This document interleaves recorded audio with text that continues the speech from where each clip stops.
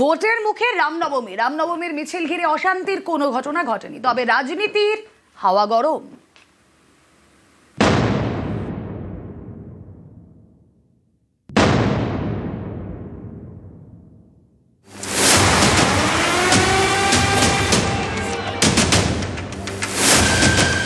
ভোটের বাংলায় হেভিওয়েট কেন্দ্র ভবানীপুর, মুখ্যমন্ত্রীর আসন। সেখানেই এবার বিজেপির বাজি শুভেন্দু অধিকারী। এদিন ভবানীপুরে তিনি রামনবমীর মিছিলে হাঁটেন।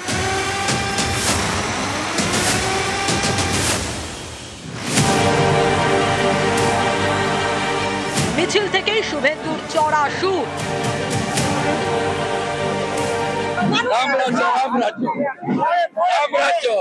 হাতে কাজ পেটে ভাত মাথায় ছাদ, প্রজা কল্যাণ, সুশাসন।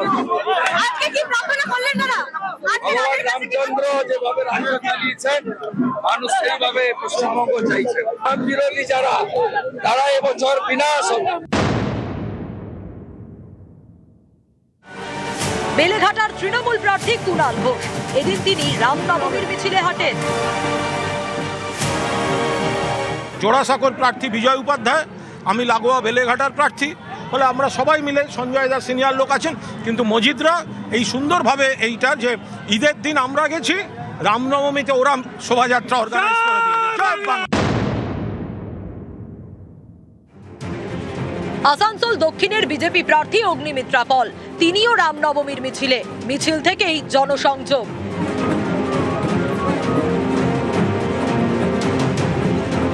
উৎসব বা ধর্ম, এটাকে রাজনীতিতে আমরা আনার আমাদের সেই মানসিকতা নেই। রাজনীতি হবে উন্নয়ন নিয়ে, রাজনীতি হবে আমি কতটা কাজ করেছি, আমার বিরোধী যে আছেন সে কতটা কাজ করেছে। ধর্ম নিয়ে রাজনীতি হবে না। পশ্চিম মেদিনীপুরের ডেবরা, এখানে রামনবমী উপলক্ষে বাইক মিছিল করেন খড়গপুর সদরের বিজেপি প্রার্থী দিলীপ ঘোষ।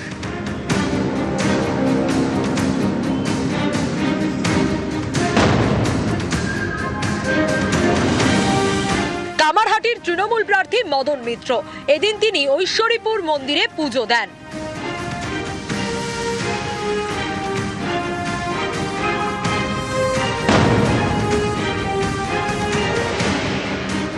বাঁকুড়ার ওন্দার বিজেপি প্রার্থী অমরনাথ শাখা, এদিন রামনবমীর মিছিলে হেঁটে প্রচার সারেন।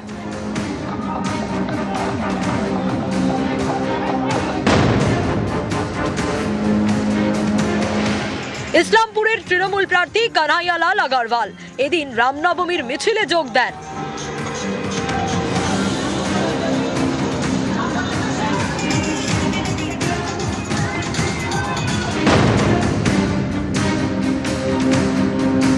বীরভূমের সিউড়িতে রামনবমীর মিছিল।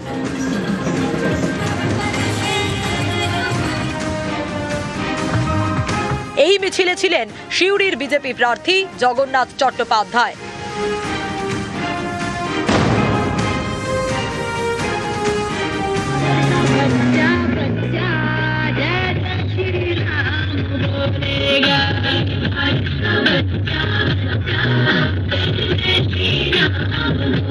হাওড়ার শিবপুরে বিজেপি প্রার্থী রুদ্রনীল ঘোষ রামনবমীর মিছিলে হাঁটেন, নাচেন।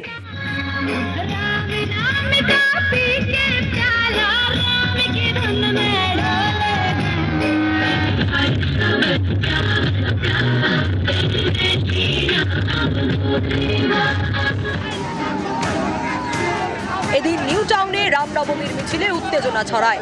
অভিযোগ, অস্ত্র হাতে মিছিল করেন বিজেপি কর্মী সমর্থকরা, বাধা দেয় পুলিশ, শুরু হয়ে যায় তর্কাতর্কি। নিউজ 18 বাংলা। কেউ দুর্নীতিতে অভিযুক্ত, কেউ অভিযুক্ত পণের দাবিতে হেনস্থায়, কেউ বিজেপি ঘনিষ্ঠ বলে দাবি। ভোটার বঙ্গে কমিশনের নিয়োগ করা 4 জেনারেল অবজারভারকে নিয়ে বিস্ফোরক অভিযোগ তৃণমূলে। পশ্চিমবঙ্গে নির্বাচন ঘোষণা হয়ে গিয়েছে। 23 ও 29 এপ্রিল ভোট। রাজ্যে জেনারেল অবজারভার নিয়োগ করেছে নির্বাচন কমিশন। 294 বিধানসভা আসনের জন্য 294 জন জেনারেল অবজারভার। প্রত্যেক জেনারেল অবজারভার বিধানসভা ভিত্তিক রিপোর্ট দিচ্ছেন কমিশনকে। নির্বাচন কমিশন রিপোর্ট দেখে নির্দেশ দিচ্ছে, সেই মতো পদক্ষেপ করছেন জেনারেল অবজারভাররা। এই জেনারেল অবজারভারদের নিয়েই বৃহস্পতিবার একের পর এক বিস্ফোরক অভিযোগ করে তৃণমূল।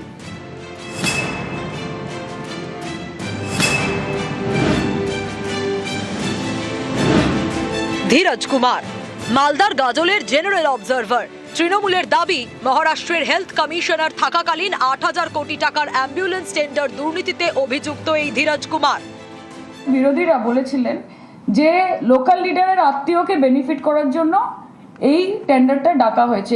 আমরা একটা জিনিস বুঝতে পারছি যে কাদেরকে বেছে বেছে আনা হচ্ছে। তাদেরকে বেছে বেছে আনা হচ্ছে যাদের বিজেপির প্রতি কোনো না কোনো রকমের দায়বদ্ধতা রয়েছে। তাদেরকে এখানে ডিপ্লয় করা হয়েছে যাতে তারা বিজেপির অঙ্গুলি হেলনে এখানে কাজ করে।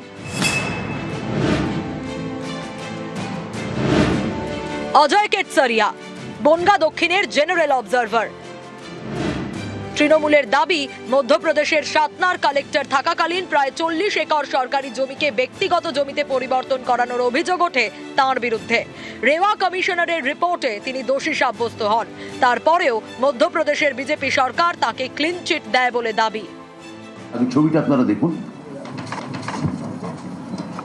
অজয় কাটিসারিয়া বনগা দক্ষিণের ইনি অবজারভার হিসেবে এসছেন। কিভাবে জ্ঞানেশ কুমার বেছে বেছে লোক পাঠাচ্ছেন দেখুন, তার বস অমিত শাহের পরামর্শে। এর আগে মধ্যপ্রদেশে বিজেপি সরকারের সময় সাতনায় কালেক্টরেটে কাজ করতেন, তার নামে দুর্নীতির অভিযোগ আসে। তৎকালীন মধ্যপ্রদেশ সরকার শিবরাজ সিং চৌহান একটা কমিশন চালায় এবং তাই তিনি দোষী সাব্যস্ত হন।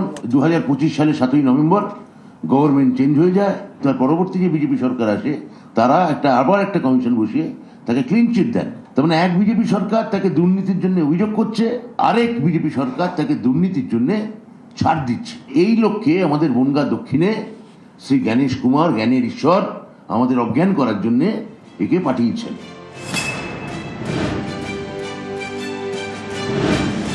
গন্ধম চন্দ্রডু বালিগঞ্জের জেনারেল অবজারভার। তৃণমূলের অভিযোগ, 2018 সালে গন্ধম চন্দ্রডুর বিরুদ্ধে পণের দাবিতে হেনস্থা করার অভিযোগে মামলা দায়ের হয়। তখন তিনি অন্ধ্রপ্রদেশের আদিবাসী কল্যাণ বিভাগের ডিরেক্টর। বালিগঞ্জে যে ভদ্রলোককে নিয়োগ করা হয়েছে সেটা একটা সাংঘাতিক ব্যাপার।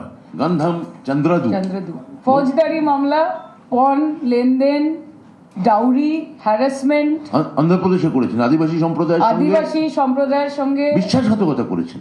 আদিবাসীদের সঙ্গে সত্যি বিজেপি কি চোখে দেখে এই গন্ধম চন্দ্রডু সেটা দেখিয়ে দিয়েছিলেন অন্ধ্রপ্রদেশে। সরাসরি বিজেপির আস্থাভাজন এবং বিজেপির যাকে বলে ঘনিষ্ঠ আমলা, এই রকম লোককে আমাদের বালিগঞ্জে পাঠানো হয়েছে। এই প্রত্যেকটা ঘটনা প্রমাণ করে শ্রী জ্ঞানেশ কুমার তিনি এই 294টা কেন্দ্রে একদম যাকে বলে টোটাল স্ক্যাম করছেন।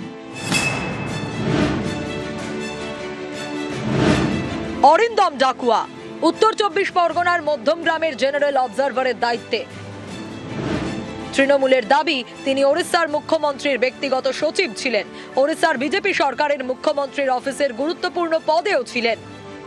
মধ্যমগ্রামের অবজারভার অরিন্দম ডাকুয়া, ওড়িশা যে বিজেপি সরকার স্থাপিত হলো, মুখ্যমন্ত্রীর নাম হচ্ছেন মাননীয় শ্রী মোহন চরণ মাঝি, তার অফিসে সিএমওতে সচিব হিসেবে কাজ করতেন। এটা মানে বোঝা যায় যে কেমন লোককে পাঠানো হচ্ছে, যে এটা কোনো এটা টেকনিক্যাল পোস্টিং নয়। রাজনৈতিক অফিসের সঙ্গে মন্ত্রীর অফিসের সিএমওর সরাসরি লিয়াজও করতেন। তো এই সব লোকজন আমাদের এখানে আসছে। দুর্নীতির বিরুদ্ধে কথা বলছে তৃণমূল, এটাই তো জোক অফ দ্য ইয়ার। দুর্নীতি আর তৃণমূল তো সমার্থক শব্দ, দুজনকে দুজন থেকে আলাদা করা যায় না। নিউজ 18 বাংলা।